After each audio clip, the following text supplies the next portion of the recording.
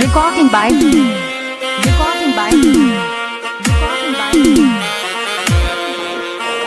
Pabbu Gai Ghat.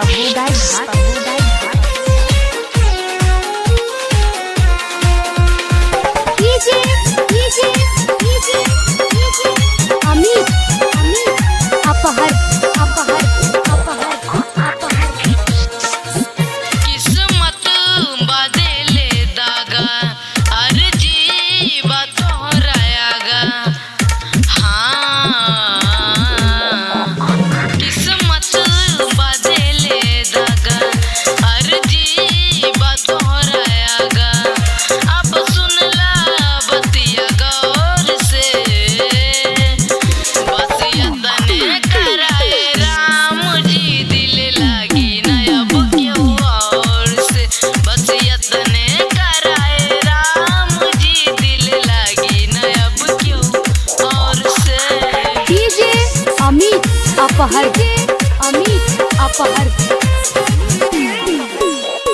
Pabbu Gai Ghat.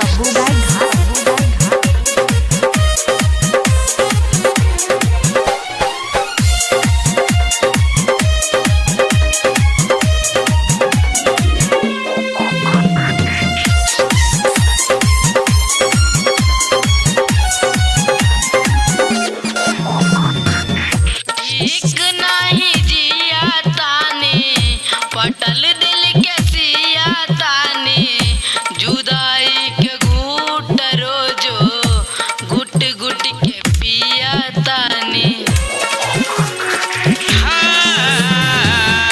एक नाही जिया ताने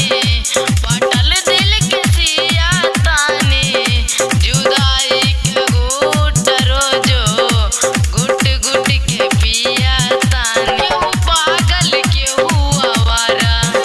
केहू कहे हर बेचारा मेहना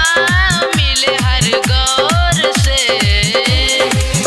बस यतने कराए राम जी दिल लागी नया क्यों और से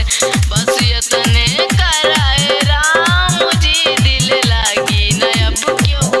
और से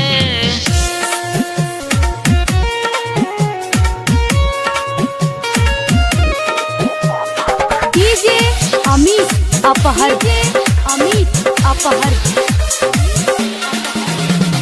Pabbu Gai Ghat.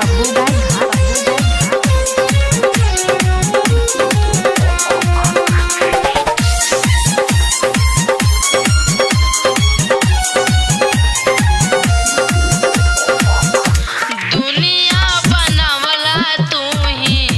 वाहर खुदाई काहे ना बनवला दर्द दिल के है दवाई हाँ, दुनिया बनवला तू ही वाहर खुदाई काहे ना बनवला दर्द दिल के दवाई सपना रहले अधूरा सोचलो भइल ना पूरा गुजरीले दुख के गौर से बस यतने कराए राम जी दिल लागी नया क्यों और से बस यतने कराए राम जी दिल लागी नया क्यों और से 95 61 36 31 56